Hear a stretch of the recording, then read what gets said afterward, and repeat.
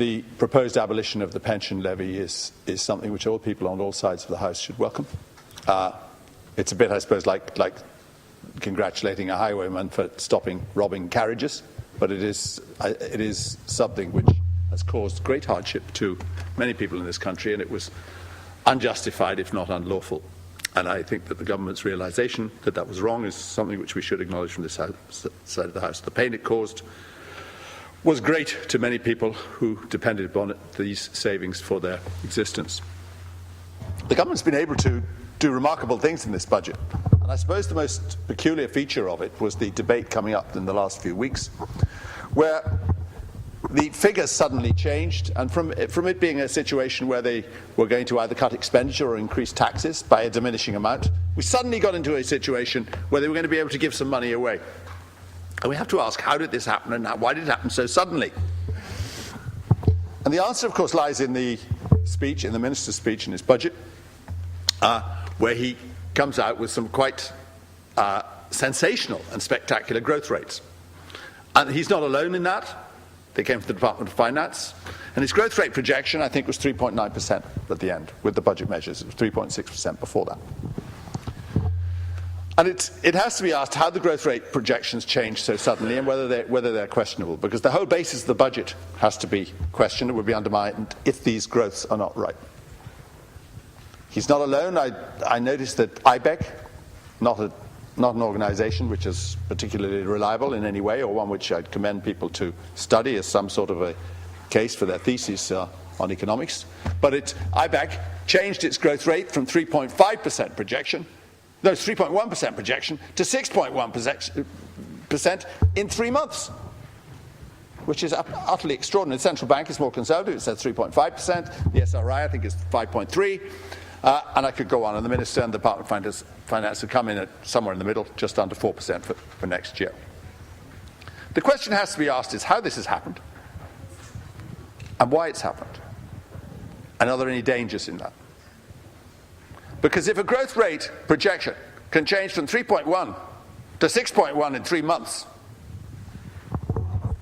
the first one is so unreliable, as are the initial ones from other sources. Surely those growth rate projections, which we're now relying on, are just as vulnerable to being changed or not being reliable in the future. And the basis for it is this. It's the US and the UK economies.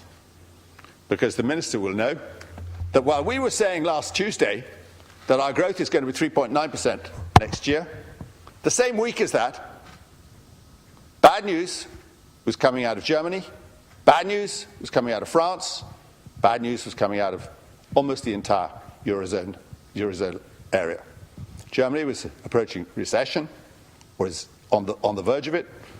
France is missing all its targets, and other European countries like Italy are not living up to the expectations which the European Commission has asked of. Europe is contracting, while Ireland apparently has a growth rate which is rocketing. It sounds unnatural.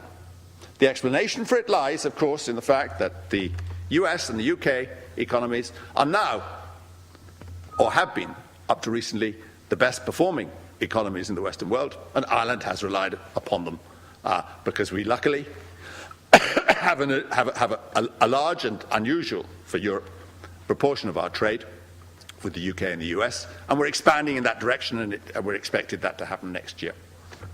But just as the Minister was making that speech, the stock markets of the world were taking fright the same day.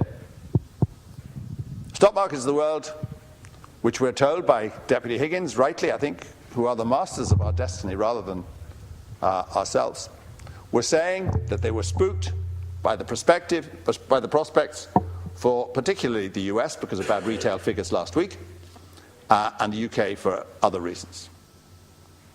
And if the US and the UK don't perform to the expectations, which are obviously in the budget arithmetic, Ireland is in trouble as well, because they will not be taking the export-led, they will not be fueling the export-led growth which we predicted in this budget.